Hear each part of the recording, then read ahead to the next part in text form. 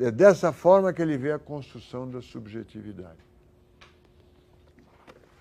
Essa rivalidade mimética tem várias regras, ou várias características. Primeiro, ela gera violência.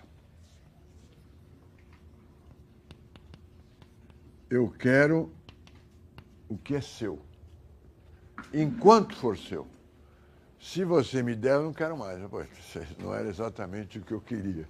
Tá certo? Eu quero tirar de você e você não ter, só ter eu.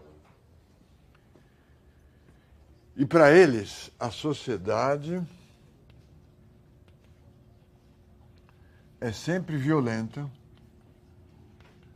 e os momentos de paz ou de paz são eventos instáveis. Essa é uma proposta que não dá para resolver. Você não sabe se a gente vive entre guerras ou vive em 2 séculos cheios de guerra interrompidos por intervalos de paz, ou ao contrário, se a gente vive 2 séculos de paz interrompidos por episódios de guerra. Não dá para resolver. Mas a visão dele é que a sociedade é inerentemente violenta porque a nossa subjetividade é construída a partir da rivalidade mimética. Essa violência precisa ser controlada. E nós vamos ver como. 2, a rivalidade é tanto maior, vamos dar uma de economia aqui, tanto maior, quanto mais próximo o rival.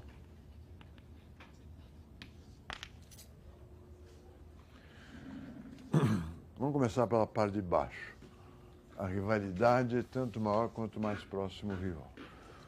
Ele, como crítico literário, ele estuda o Dom Quixote. O Dom Quixote tem como rivalidade mimética com um objeto distante, que é o cavaleiro da Idade Média. Essa rivalidade distante, ela é mais tranquila, ela não gera violência, porque ele é uma rivalidade de um ideal que não existe mais. Se bem que ele luta com moinhos, briga com as pessoas, como se fosse um cavaleiro da Idade Média, mas é um objeto de desejo muito distante. Madame de Bovary, a mulher que acaba se matando, ela quer ser igual, ela copia as mulheres nobres e ricas do seu entorno, acaba em suicídio. Então a rivalidade é sempre pior quanto mais próxima. Podemos entrar no exemplo da religião. Nós nunca vimos nem os franciscanos, nem os muçulmanos brigarem com budistas ou com outras religiões que existem na Índia, que eu não sei o nome, os Sikhs, os não sei o quê. Nós brigamos entre nós. Jesus era um judeu profético, era essa classificação que se dava. A religião católica era uma seita dentro do mundo judeu, dentro da religião judia, que lá pelo século 100 depois de Cristo começa a incomodar os judeus e é expulsa da grande religião judaica. É aí que a rivalidade entre católicos e judeus explode. Eles são próximos, eles não são distantes. Né? Jesus é um judeu. As diferenças não faz circuncisão, acredita que o Messias já chegou, mas não são diferenças, são religiões que têm a mesma matriz, Abrão. E Jesus é crucificado em Jerusalém. Ele não é crucificado em Cuba, nem na Somália, é em Jerusalém, lá perto.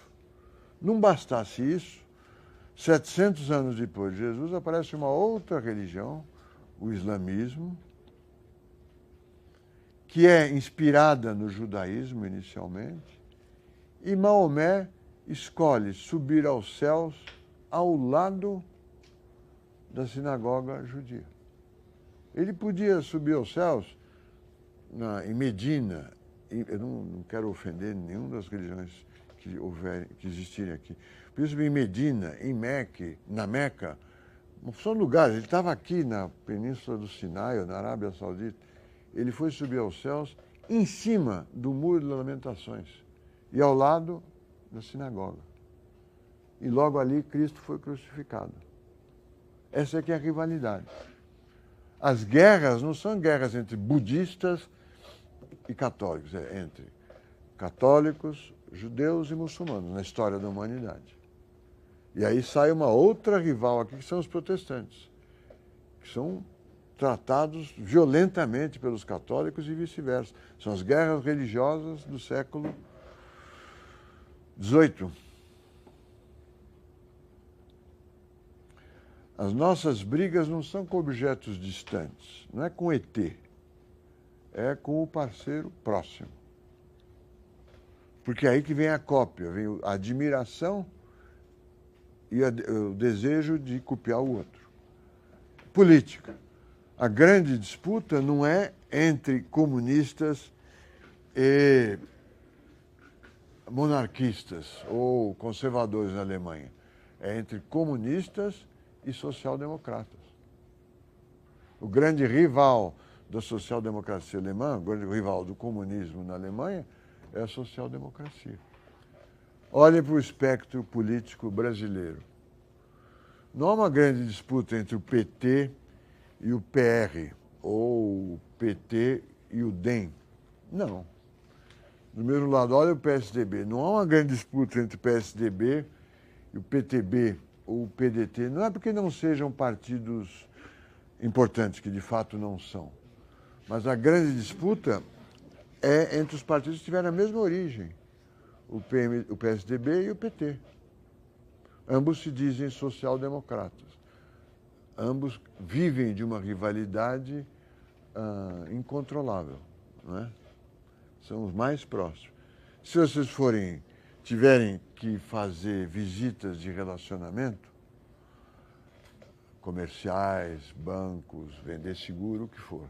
Ao chegar numa empresa familiar e serem recebidos pelo executivo, que é o filho mais velho da família que fundou a empresa, não cometam o erro de perguntar como vai o papai, porque ele está lá dando cotovelada no pai que não quer largar o cargo de CEO, né, de Chief Executive Officer.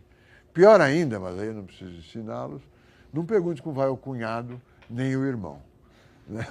Olhem para a história das grandes empresas familiares brasileiras e vão ver que a rivalidade se dirige aos mais próximos.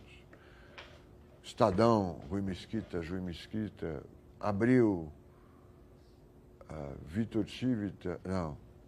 Roberto Tivita e, esqueci o nome do irmão, Ricardo Tivita. Diniz, Pão de Açúcar, briga com toda a família, Bílio Diniz e Arnaldo Diniz. Quando você passa para o mundo corporate, não é muito diferente. O CEO está se sentindo ameaçado pelo cara que está do lado dele ou abaixo, é a rivalidade mimética. Ela gera violência. Como é que essa violência é controlável? Ela é controlável por um ato que produz a violência num terceiro item excluído. Num terceiro excluído. Eu quero a camisa dele. Quando ele me der, eu não vou querer. Quando eu falo, tá bom, toma minha camisa, eu não quero mais. A única forma de nós chegarmos a um acordo é nós dois querermos aquela cesta de lixo. Não é nem minha, nem dele. Aí nós podemos conversar. A extração da violência usa esse princípio. Ela dirige a violência para um terceiro excluído. Então, nas sociedades primitivas, é um escravo ou um derrotado na guerra com outra tribo que é levado ao sacrifício, morto e queimado. Mas a violência é muito difícil de controlar e a extração da violência também é difícil de controlar. Tudo isso que eu estou falando tem que ver com moeda. Não